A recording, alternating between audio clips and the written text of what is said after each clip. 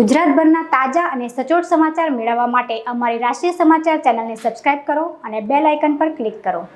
સુરતમાં છેલ્લા થોડા દિવસોથી હત્યાના બનાવો અવારનવાર સામે આવી રહ્યા છે। સામાન્ય બાબતોમાં હત્યાની ઘટનાઓ બની રહી છે, ત્યારે વધુ એકવાર સુરતમાંથી હત્યાની ઘટના બની છે। સુરતના પાંડેસરાના બાટલીબોય વિસ્તારમાં આવેલા સિલ્ક સિટી ઇન્ડસ્ટ્રીયલ ખાતે લૂમ્સના કારખાનામાં કામ કરતા કારીગરની હત્યા કરવામાં આવી છે। ગત મોડી રાત્રે 32 વર્ષીય દિનેશ નિષાદ નામના કારીગરની હત્યા કરાઈ છે। 32 વર્ષીય દિનેશ નિષાદ मूल उत्तर प्रदेश ना रहवासी छे। ये आपका नाम? अमित कुमार। ये जो मर गए उनका नाम क्या है, क्या रहता है? दिनेश नाम है और सूड़ा आवास में रहता था और सिल्क सिटी में, वही तो बाजू में ही सिल्क सिटी सूड़ा आवास बोलते हैं, वहीं पे काम करते थे। तो कहाँ बॉडी मिली उनकी?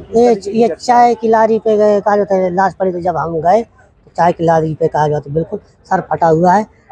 हाँ, क्या चीज से मारा गया है? पत्थर से मारा गया, क्योंकि सर पूरा उसका पत्थर पड़े हैं ना उधर चाय की लारी। लोगों को कैसे पता चला?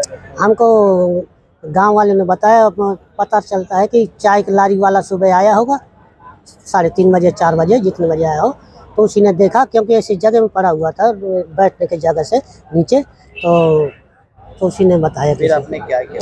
तो हमको फ़ोन किया, तो फिर हम गए देखने के लिए, जब तक वहाँ पे पुलिस पहुँच गई थी। अपने परिवार में कितने लोग हैं? परिवार में उनके माँ बाप हैं, भाई है, और तो उसके बच्चे हैं, 2 बच्चे हैं, बीवी है, गाँव में है। તેમના પરિવારમાં એક પુત્ર પુત્રી અને પત્ની છે। યુપીથી સુરત આવી દિનેશ પાંડેસરામાં સિલ્ક સિટી ઇન્ડસ્ટ્રીયલમાં આવેલા લૂમ્સના કારખાનામાં કારીગર તરીકે કામ કરી વતનમાં રહેતા તેના પરિવારને આર્થિક રીતે મદદરૂપ થતો હતો।